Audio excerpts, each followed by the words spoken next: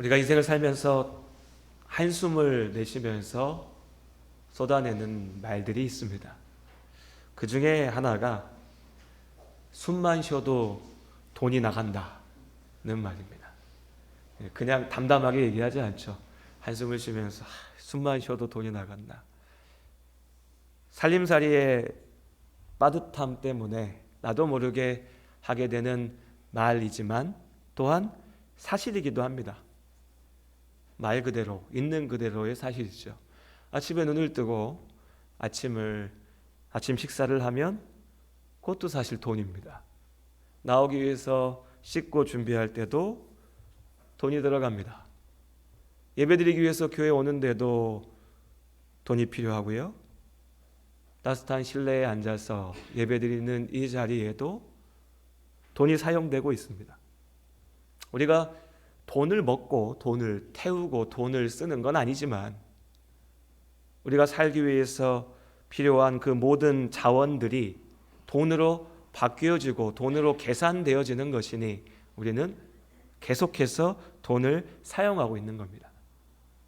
근데 이 돈이라고 하는 것이 무한정 내 손에 쥐어져 있으면 뭐 어떻게 나가든 말든 신경 안 쓰고 그냥 살 텐데 우리가 그러지 못하니 쓰는 만큼 채워야죠. 모아야 됩니다. 그러니까 돈을 모으기 위해서 고민합니다. 또 기왕 가지고 있을 것이면 모을 거면 쓰는 것보다 더 가지고 있으면 좋겠죠. 더 모을 수 있으면 쓰는 것보다 더 모을 수 있으면 점점 쌓일 거고 그렇게 쌓이다 보면 언젠가는 내가 고민하지 않고 쓸 수 있지 않을까라고 생각하면서 우리는 자꾸 돈을 더 모으려고 합니다. 그렇게 돈을 쓰면서 돈을 모으면서 돈을 가지고서 끝없이 고민하면서 우리는 삽니다.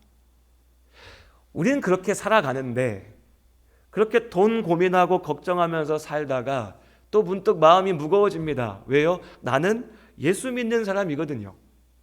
나는 하나님 안에 산다라고 고백하는 사람이거든요. 그런데 가만 생각하면 내가 하나님 믿고 사는데 왜 나는 어제도 오늘도 내일도 돈 걱정하고 돈 계산하고 살지? 내가 너무 세속적인가?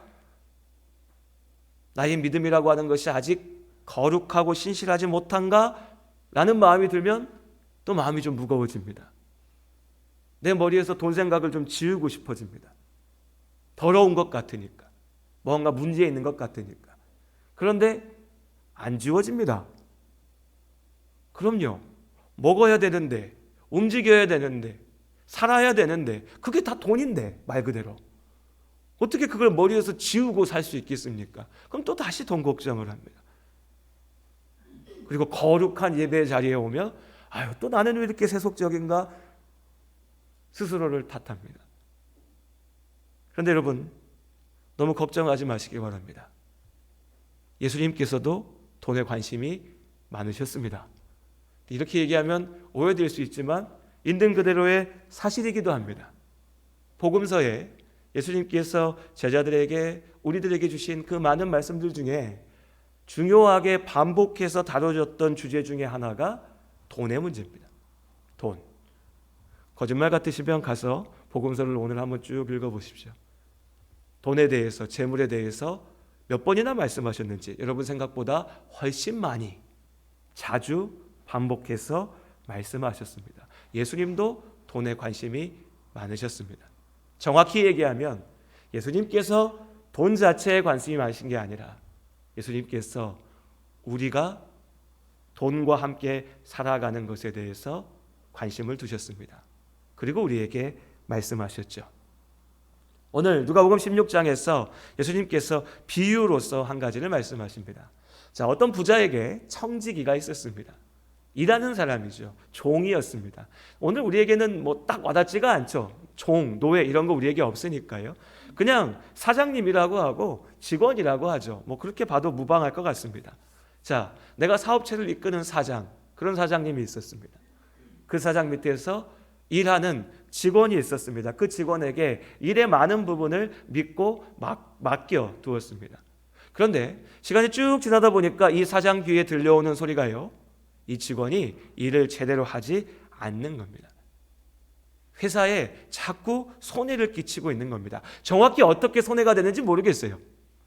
해야 될 업무를 제대로 안 한 건지, 일을 못해서 피해를 끼친 건지, 아니면 거기서 자기 먹을 거를 빼고 있었는지, 횡령하고 있었는지, 혹은 어떤 기타 다른 부정이 있었는지 모르겠지만 어쨌든지 간에 이 사람은 이 회사에, 이 사장에게, 이 주인에게 도움이 되지 않았습니다. 해를 끼치고 있었어요. 주인이 그를 불러서 경고합니다. 너 계속 이러면, 지금 이 모습이 계속되면 나 너를 자를 거야. 너 쫓아낼 거야. 너는 내 회사에서 일할 자격이 없어 라고요. 그 말을 듣고 이제 왔습니다. 이 사람이 생각했습니다. 나 잘리겠구나. 자, 그럼 어떻게 해야 됩니까? 누군가는 나 잘리겠구나 걱정되니까 가서 술을 진탕 마시고 나 이제 어떡하지, 끝났어, 취해야 할지도 모릅니다. 누군가는 화에 가득 차서 만나는 사람마다 저 주인이, 저 사장이 나쁜 인간이고 얼마나 못되고 더럽고 막 욕을 하고 다닐지도 모릅니다. 그런데 이 사람은 지혜로운 사람이었습니다. 그렇게 내 감정을 쏟아내고 그렇게 취해서 허비할 시간이 없었습니다. 이 사람은 계산했습니다. 나 잘리겠구나. 이거 내가 상황을 가만 보니까 이건 어떻게든 내가 잘리겠다. 그럼 내가 어떻게 해야 되나?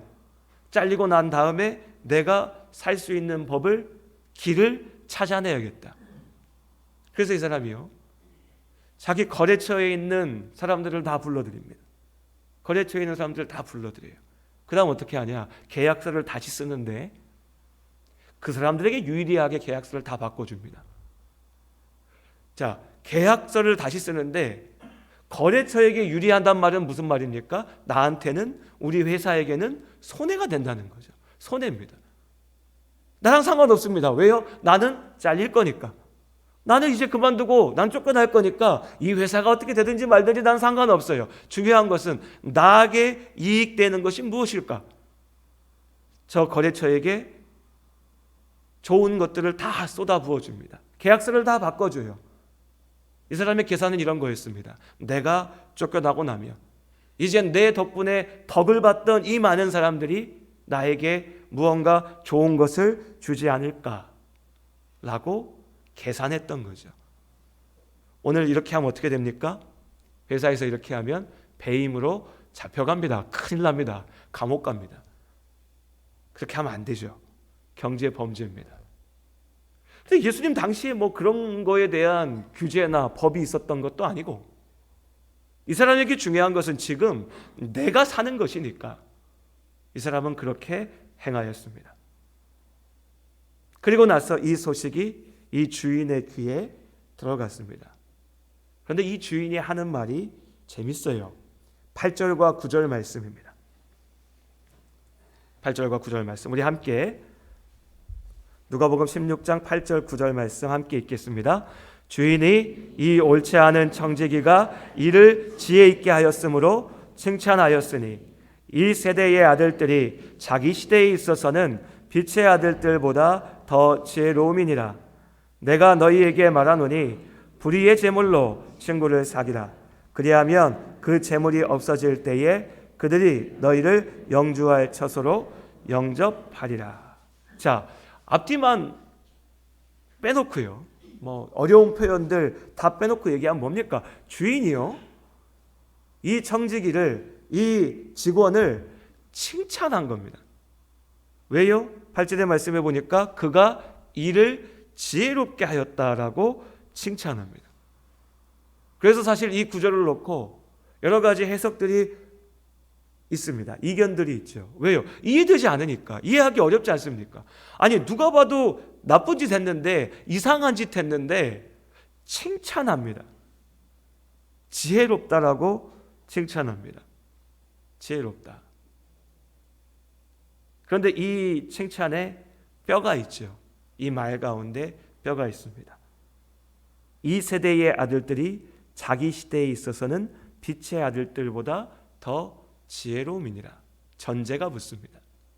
그런데 어쨌든지 간에 이 비유에서 예수님께서는 분명히 말씀하십니다. 이거 지혜로운 거야.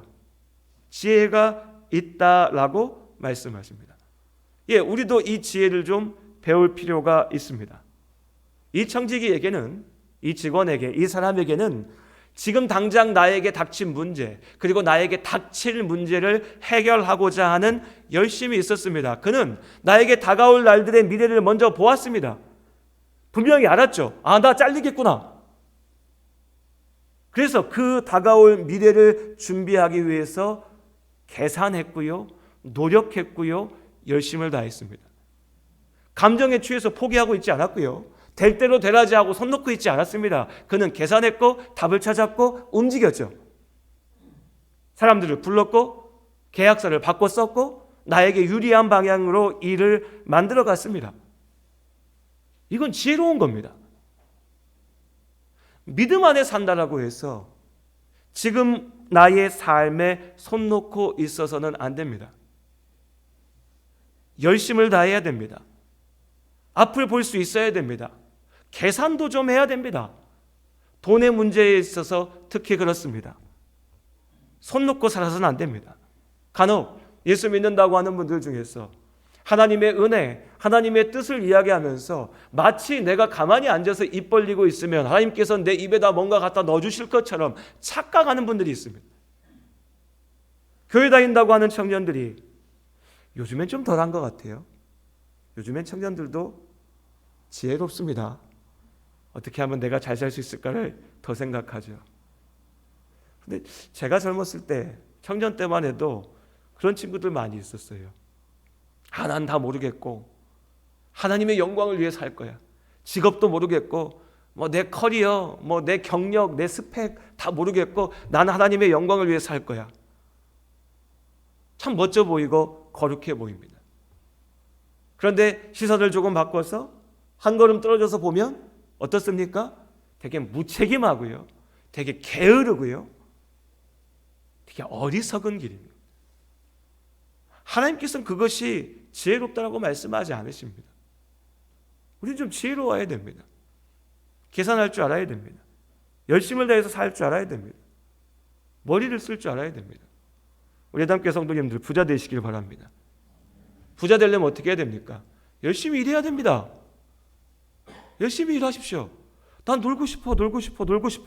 놀면 되죠. 대신 부자가 될 수는 없습니다. 야, 저기는 놀고 먹어도 부자인 사람들이 있는데, 그럼 부모를 잘 만나셨어야죠. 우리 그게 아니니까 열심히 노력해야 됩니다. 나는 정말 열심히 노력하는데 부자가 못 돼요. 그럼요, 노력만 해갖고는 안 됩니다. 자본주의 사회가 그렇게 쉽지 않습니다, 여러분. 예, 눈 뜨고 있어도 코 베어 간다는 말이 그냥 비유가 아닙니다. 머리를 써야죠. 배워야죠. 계산해야 됩니다. 경제적인 지식도 쌓아야 됩니다. 투자도 할 줄 알아야 되죠. 앉아서 계속 일만 하고 있으면 부자 못 됩니다. 세상 돌아가는 것도 알아야 되고요, 경제적인 원리도 알아야 됩니다. 주식 투자하면은 집안이 망해. 부동산 투자하는 거는 욕심이 너무 많은 거야. 그런 소리만 하지 마시고 세상 돌아가는 것도 아시고 투자도 할 줄 알아야 됩니다. 머리를 써야 된다고요. 그것이 지혜입니다. 오늘 이 청지기, 일하는 사람의 지혜고, 주인은 그걸 보면서 야, 여기 지혜 있다, 지혜롭다 라고 말합니다. 또한 이 주인이 이 일꾼을 칭찬했던 또 한 가지 이유는 그가 돈을 썼던 방법이요, 그의 의도와는 무관하게 선하였습니다. 이 사람이 한 일은 뭐였냐면 주인한테 빚진 사람들을 불러다가 그 빚을 깎아주는 거였어요. 그럼 어떻습니까? 왔던 사람들의 입장에서는 저 사람 덕분에 내 빚이 사라진 겁니다. 내가 어려움을 면할 수 있게 된 거죠. 의도는 악하였지만 결과적으로 도움을 준 겁니다. 나 혼자 쥐고 있는 것이 아니라 내가 그걸 가지고서 사람들을 도왔던 것이죠. 그것이 지혜롭다라고 얘기한 겁니다. 그것이 좋은 일이다라고 말한 거죠. 이것이 오늘 8절과 9절에서 이 주인이 이 일꾼을, 이 청지기를 칭찬하는 이유입니다. 야, 이 사람이 참 지혜롭다. 이 사람이 재물을 가지고서, 돈을 가지고서 친구를, 사람을 살렸으니, 사람을 얻었으니, 야, 이게 참 지혜롭다라고요. 이런 지혜가, 이런 열심이, 이런 계산이 우리에게도 필요합니다. 자, 그러니까 우리도 이 직원처럼, 이 청지기처럼 살아야 된다는 말인가? 오늘 이 사람의 모습이 우리의 모습이어야 되는가? 라고 보면 그렇지는 않습니다. 왜 그렇지 않은지에 대한 분명한 이유는 이미 말씀 가운데 있습니다. 8절에 이 주인이 이 청지기를 어떤 사람이라고 얘기합니까? 옳지 않은 청지기라고 얘기합니다. 이미 답은 주어져 있습니다. 이 사람은요, 이 직원은요, 악한 자입니다. 옳지 않은 자입니다. 그래서 어리석습니까? 아니요, 지혜롭습니다. 지혜롭지만 악한 자입니다. 그리고 이 사람의 그 지혜라고 하는 것이 영혼 가운데 완전한 지혜입니까? 그 또한 아닙니다. 8절에 역시 얘기하죠. 이 세대의 아들들이 자기 시대에 있어서는 빛의 아들들보다 더 지혜로웁니다. 이 사람의 지혜라고 하는 것은 이 세대, 이 땅, 지금 우리 눈앞에 보이는 이 자리, 십수년, 수십년, 그러나 기껏 해봐야 100년도 지나가지 않는 바로 그 자리, 그 땅의 그 재물, 그 돈, 그 돈의 계산 안에서 볼 때에 지혜 있다는 겁니다. 그것이 이 사람의 지혜였고 그것이 이 사람의 잘함이었습니다. 하나님께서 그 사람을 칭찬하시면서 우리에게도 말씀하십니다. 너네도 좀 지혜로워라. 야, 우리 지혜로워야 됩니다. 그런데 우리의 지혜는 이 세대만에 갇혀있는, 그래서 사라져버릴, 없어져버릴, 마침내는 더 큰 실패로 돌아올 어리석음이 아니라 영원한 하나님의 나라 가운데에서 참으로 복을 누릴 수 있는 지혜여야 될 줄로 믿습니다. 그 지혜가 우리에게 필요한 겁니다. 그 지혜가. 다시 말씀드리지만 여러분 좀 계산하고 사시길 바랍니다. 이미 잘하고 계시니까 아멘을 안 하시는 거죠? 인생 살면서 우리가 좀 계산하고 살아야 됩니다. 아, 그럼요. 왜 바보같이 맨날 손해보고 삽니까? 계산해야죠. 계산해야 되는데 제대로 계산해야 됩니다. 제대로. 우리 학생들은 아무튼 하기 싫은 게 공부입니다. 오늘 초등학교 6학년 아이들 앉아서 얘기하는데 너네 학생이니까 뭐 해야 돼? 공부만 빼고 다 하고 싶어요. 이렇게 얘기하더라고요. 공부하기 싫어요. 그래서 틈을 줬더니 한 5분 동안 제 앞에서 목사님, 제가 수학 문제집도 2장을 풀어야 되고요. 또 뭐 영어 문제집을 또 풀어야 되고요. 막 열변을 토하면서, 근데 기껏 들어봤더니 하루에 한 4-5장 문제집 푸는 게 다예요. 별것도 없어요. 근데 자기들은 너무 억울해요. 괴로워요. 힘들어요. 그 아이들의 계산법으로 하면 뭐가 맞습니까? 공부 안 해야죠. 귀찮고 힘들고 어려우니까 놀아야죠. 그 시간에. 근데 우린 얘기하죠. 야, 어른이야. 아빠야, 엄마야. 우리가 더 지혜로워. 선생님이야. 너네 그렇게 하다가 큰일 난다. 10년만 지나고 나면 후회한다. 그때 공부해야 돼. 다 얘기합니다. 공부 안 했던 분들도 다 얘기해요. 학생 때 공부해야 된다고. 참 우리가 그걸 일찍 알았으면. 그럼 이제 보자고요.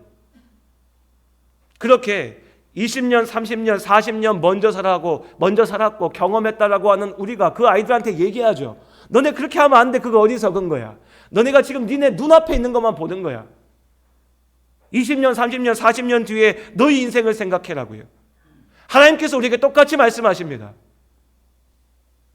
너희가 지금 보는 건 니네 눈앞에 있는 것밖에 못 보는 거야.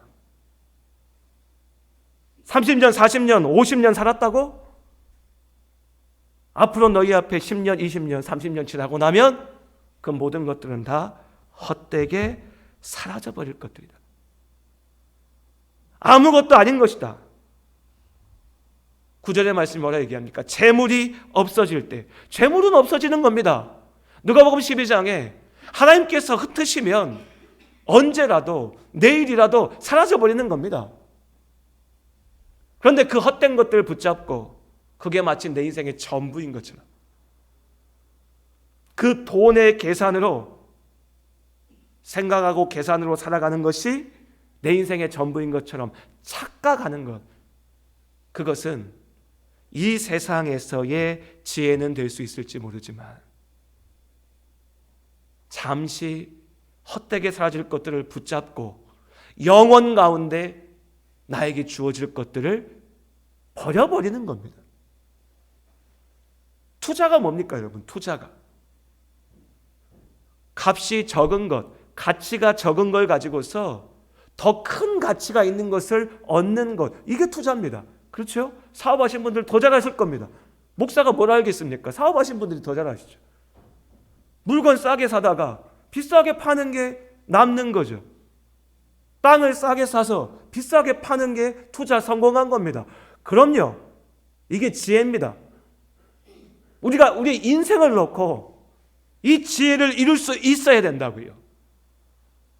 사라져버릴 헛된 것들을 가지고서 영원히 우리에게 주실 것들을 얻을 수 있으면 그것이 지혜인 줄로 믿습니다.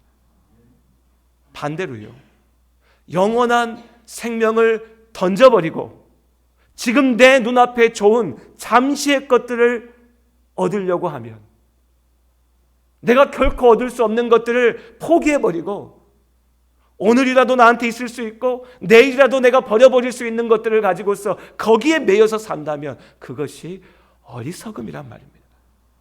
하나님께서 오늘 우리에게 그것을 말씀하십니다. 계산해라. 지혜로워라. 다만 이 세상에 갇혀있는 그 지혜가 아니라 영원 가운데 하나님 안에서 얻어야 될 지혜. 돈이라고 하는 것은 우리가 세상을 살기 위해서 반드시 필요하고 유용한 수단입니다. 하지만 또한 결국 사라져 버릴 겁니다. 우리 다 알고 있지 않습니까? 우리 항상 하는 얘기가 죽을 때 돈 갖고 가냐 라고 말하면서 죽는 날까지 그걸 놓지 못하고 매달리죠. 헛된 것에 나의 모든 것을 겁니다. 어리석음입니다. 그야말로 바보 같은 일입니다. 주 안에 사랑하는 우리 모든 성도님들, 지혜로운 삶을 사시기를 주님의 이름으로 축복합니다. 참된 지혜를 누리시기를 바랍니다. 행복하기 위해서 돈이 필요하다고 얘기합니다. 맞습니다. 우리가 행복하기 위해서 돈이 필요합니다. 일용할 양식이 있어야 됩니다. 가져야 됩니다. 누려야 됩니다. 맞습니다. 그래서 우리는 하나님 앞에 기도합니다. 하나님께서 우리에게 주실 것을 믿습니다. 가져야 됩니다. 지혜롭게. 그런데 어느 순간에 행복하기 위해서 돈이 필요했는데 그 행복의 자리에 돈이 가 있습니다. 돈을 모으고 돈을 갖는 것이 모든 게 됩니다. 행복하지 않습니다. 행복하지 않아요. 나는 아직 덜 가져봐서 그걸 모릅니다. 라고 말합니다. 언제까지 얼마만큼 가지면 알 수 있을까요? 근데 가만 보잖아요. 전 세계에서 제일 많이 가졌다고 하는 사람들도 모르더라고요. 똑같이. 왜요? 그 사람들도요. 계속해서 더 가지려고만 하니. 더 가지려고만 하니. 행복하기 위해서 돈이 필요한 겁니다. 돈으로 행복해지는 게 아닙니다. 그리고 여기서 우리가 분명히 알아야 될 것이 이 돈의 문제는 그래서 여러분 계산의 문제, 무슨 경제적인 문제가 아니라 영적인 문제입니다. 영적인 문제. 돈은 분명히 수단입니다. 세상의 모든 물건과 모든 서비스를 우리 눈에 보이는 것으로 계량하기 위해서 사용하는 수단이죠. 그런데 어느 순간 그 돈 자체가 목적이 됩니다. 수단이 목적이 됩니다. 필요해서 돈을 가지려고 했는데 나중에는 돈을 갖는 게 나의 전부가 됩니다. 돈으로 살 수 없는 것들이 분명히 우리 눈앞에 너무 많이 있는데 사람들은 돈이면 뭐든지 다 살 수 있다, 가질 수 있다 라고 이야기합니다. 마약처럼. 마치 이 돈이라고 하는 것이 어마어마한 가치인 것처럼 사람들이 거기에 빨려 들어가는 거죠. 매이는 거죠. 돈이 곧 신이 되어버립니다. 예수님께서 우리에게 그것을 말씀하십니다. 13절의 말씀에 너희는 하나님과 재물을 겸하여 섬길 수 없다라고 말씀하십니다. 마태복음 6장에서 동일하게 말씀하시죠. 사람이 두 주인을 놓을 수가 없는데 너희가 돈과 하나님을 함께 섬길 수 없다 말씀하십니다. 그럼 이게 뭘 얘기합니까? 우리가 이 돈이라고 하는 것을 그냥 내가 살기 위해서 필요한 것, 내가 써야 되는 것, 나에게 주어진 어떤 것 이렇게 생각하는 게 아니고요. 이 돈이라고 하는 것이 나에게 신이 된다는 겁니다. 하나님의 자리에 가 있는 거죠. 돈이 없으면 두렵습니다. 근데 왜 두렵습니까, 여러분? 가만 생각해 보자고요. 돈이 없으면 두렵습니다. 근데 왜 두려워야 되죠? 먹을 게 없어요. 그렇죠. 먹을 게 없으면 두렵죠. 근데 우리가 먹을 게 없습니까? 집이 없으니까, 집이 없으면 어렵죠. 걱정되죠. 그런데 우리가 머리 누울 곳이 없습니까? 정말로 우리가 전쟁터 한복판에 던져져 있고 극심한 가난 가운데 정말 굶어 죽어가는 사람들 가운데 있다면 이러저러한 복잡한 얘기하기 전에 하나님 살 수 있게 하여 주시옵소서, 먹을 수 있게 하여 주시옵소서 외칠 수 있습니다. 하나님께서 우리에게 채워주실 줄로 믿습니다. 약속하셨습니다. 채워주실 겁니다. 그런데 우리의 두려움이 정말 그겁니까? 우리의 걱정과 근심이 정말 내일 먹을 게 없었어, 한 달 뒤에 내가 머리 누일 곳이 없었어, 1년 뒤에 내가 살 수가 없어서 그래서 걱정하고 근심합니까? 아니요. 그렇지 않습니다. 그냥 그 자체가 어느 순간 우리의 마음에 새겨져서 돈이라고 하는 것 자체가 근심이고 두려움이고 나의 모든 것이고 나의 모든 열망이고 세상 그 무엇보다 큰 쾌락이고 즐거움이고 그걸 아이들에게 가르치고, 우리 아이들도 그렇지 않습니까? 어릴 적에 아이들은 뭐라 얘기합니까? 설이니까 나한테 선물 사주세요. 장난감 사주세요. 중학생, 고등학생 되면, 요즘 빠른 애들은 초등학생이어도 뭐라고 얘기합니까? 다 됐고요. 돈 주세요. 다 됐고요. 엄마 아빠가 내가 필요한 거 뭐 알아요? 돈으로 주세요. 내가 살게요. 주는 우리도 그렇죠. 돈이 편하다. 그렇죠. 돈이 편하다. 한번 잘 생각해 보십시오. 내가 정말 이것들을 필요로서 구하는지 아니면 이것이 나에게 목적이 되고 있는지, 존재의 이유가 되고 있는지, 우상이 되어 있는지. 예수님께서 우리에게 주시는 말씀의 본질은 너무나 분명합니다. 너희는 하나님과 재물을 겸하여 섬길 수 없느니라. 사라져버릴 것들을 가지고서 영원한 하나님의 나라를 이루라, 얻으라 라고 말씀드리니 혹 오해하는 분들은 그래 내가 먹을 것도 안 먹고 입을 것도 안 입고 돈 모아서 교회 갔다 헌금하면 이게 하늘의 상급으로 쌓이겠지, 이런 얘기가 아닙니다. 우리 좀 제발 좀 수준 있는 제대로 된 믿음 생활 했으면 좋겠습니다. 그런 식으로 믿음 생활하니까 예수 믿는다고 하면서 세상에서 손가락질 당하고 우상 숭배하는 것과 하나 다를 바 없는 삶을 사는 거죠. 언제 하나님께서 우리에게 그렇게 말씀하셨습니까? 하나님께서 우리에게 하나님의 사람으로 살라 하십니다. 하나님의 사람으로 살기 위해서, 하나님의 사람답게 살기 위해서 우린 먹어야 됩니다. 우린 입어야 됩니다. 일용할 양식이 있어야 됩니다. 가르쳐야 됩니다. 누릴 수 있어야 됩니다. 사랑하는 사람들과 함께 만나서 함께 웃으며 즐길 수 있기 위해서 많은 것들이 또 필요합니다. 하나님께서 그걸 나쁘다 하지 않으셨습니다. 악하다 하지 않으셨습니다. 우리에게 필요하다 하셨고 우리에게 주겠다 하셨습니다. 열심히 일하고요, 지혜를 구하여 우리가 그것들을 가져야 됩니다. 그런데 그게 목적입니까? 웃고 떠들고 먹고 사는 것 그 자체가 우리의 목적인가요? 아니죠. 우리는 하나님의 사람으로서 이 땅을 살아갑니다. 그 믿음의 본질 속에서 나의 삶을 바라봅니다.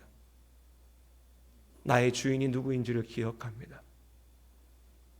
하나님께서 우리를 구원하셨고 우리의 주인 되신 줄로 믿습니다. 그럼 나에게 주신 것들을 가지고 그 하나님 안에서 살면서 사용하는 겁니다. 이상한 돈계산 하려 하지 마십시오. 헌금은 얼마하고 뭐 구제는 얼마하고 나의 삶 자체가 하나님의 것입니다. 하나님의 일을 위하여서 나에게 주신 것들을 가지고서 내가 나아가는 겁니다. 그 가운데 기도합니다. 지혜 주시라고. 그 가운데 기도합니다. 겸손함을 주시라고. 기도합니다. 채워주시라고. 그 모든 기도 가운데 우리의 진실한 고백 가운데 하나님께서 함께 하실 줄로 믿습니다. 중요한 것은 하나님께서 나의 삶의 주인이시라는 겁니다.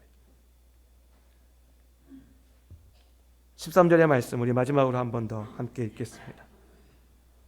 함께 읽습니다.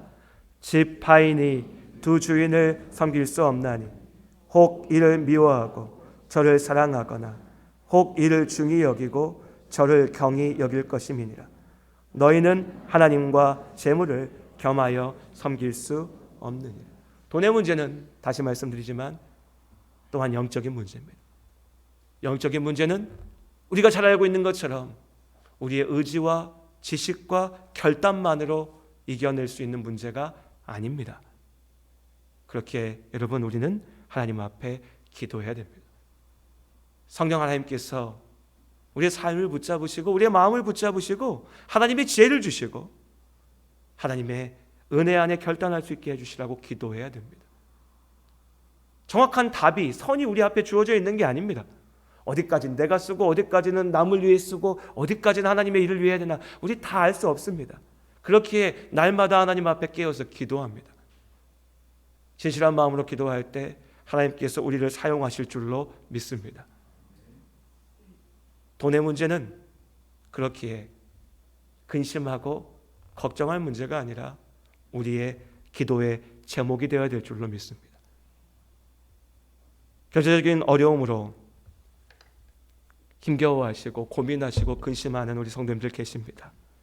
맞습니다. 어려움이 됩니다. 도전이 됩니다. 그러니 여러분 우리가 하나님 앞에 기도했으면 좋겠습니다. 하나님 나의 부족함을 채워주시라고. 이것들이 내 삶에 필요하니 나의 필요를 채워주시라고 하나님 앞에 기도해야 됩니다. 우리가 기도할 때 하나님께서 채워주실 줄로 믿습니다. 그러나 또한 기도해야 됩니다.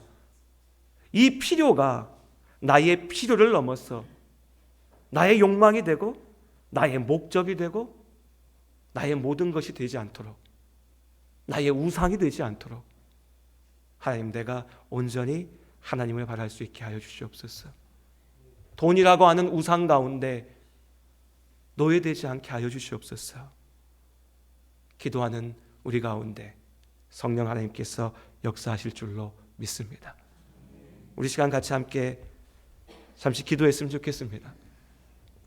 우리가 나눈 말씀대로 나의 필요를 구하면서 어느 순간 돈이라고 하는 것 가운데 내가 끌려가고 있다면, 내가 죄악 가운데 물들고 있었다면 주여 내가 그 우상의 시험에서 떨어져 나와서